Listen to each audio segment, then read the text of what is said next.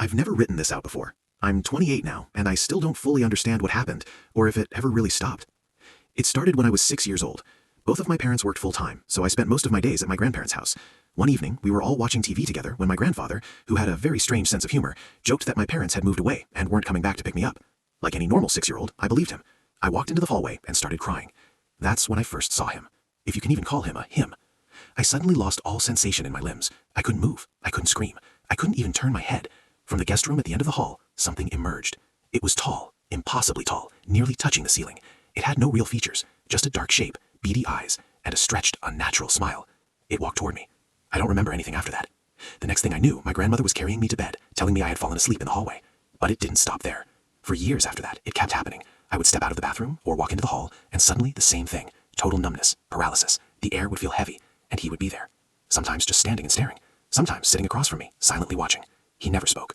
Until one day he did. My parents had picked me up from my grandparents' house, and we were back home. They left to go to the grocery store, and I stayed in the living room drawing. The windows were wide open. It was the early 2000s, and we didn't have air conditioning. Then I felt it again. The numbness, the paralysis. I looked up. He was standing outside the window, staring in at me.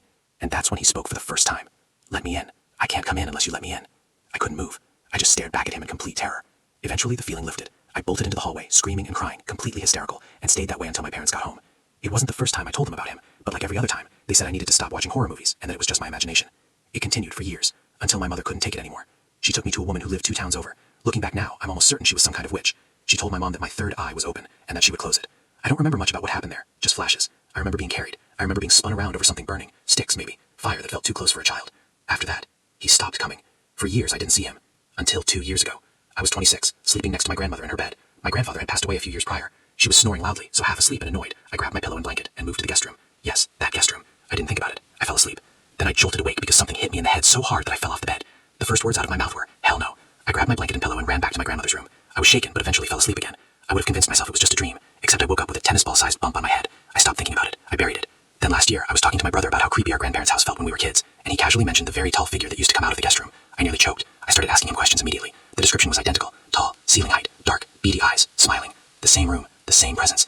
My brother was born when I was about 6 and a half. He told me he never mentioned it before, because by the time he was old enough to describe it, I was a teenager, and he thought he'd make fun of him. We both saw the same thing.